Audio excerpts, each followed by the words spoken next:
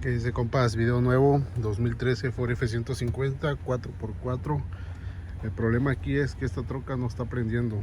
Ya se le hicieron pruebas aquí de la ignición, del módulo que es para detectar la llave, el chip de la llave. Todo eso está bien. Ya se le puso la computadora, el escáner, para encontrar algún problema. Todo se mira bien. No hay ningún código en el sistema de la camioneta.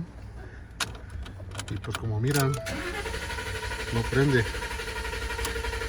Hemos estado dando y nada. Entonces, revisando los fusibles, me encontré con una sorpresa. Miren, este fusible número 20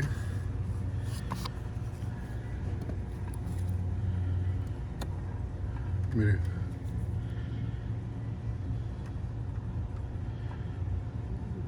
si ven, está quemado.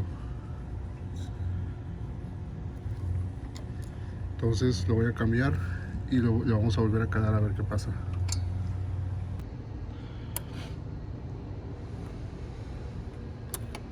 Ok, compas, pues miren, 2013 Ford F-150, como les dije. Encontré el problema aquí en este fusible. Es el número 20.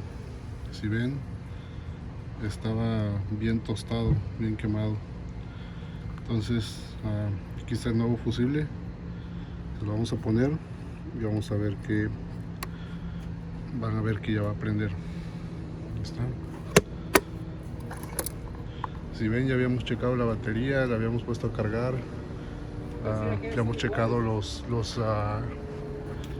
inyectores, habíamos checado la computadora, habíamos perdón, habíamos puesto el escáner y para checar a ver si tenía algún código. Ya habíamos checado lo que es la ignición, el sensor, la pieza que detecta el sensor de la llave. Todo estaba bien, los fusibles de acá, y pues ese fue el problema que encontré. Y si ven ahora, ahí está. Era solamente este fusible.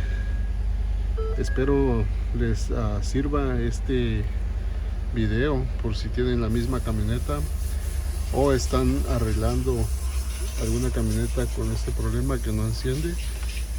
Como miraban, solamente daba marcha, pero no se mantenía prendida.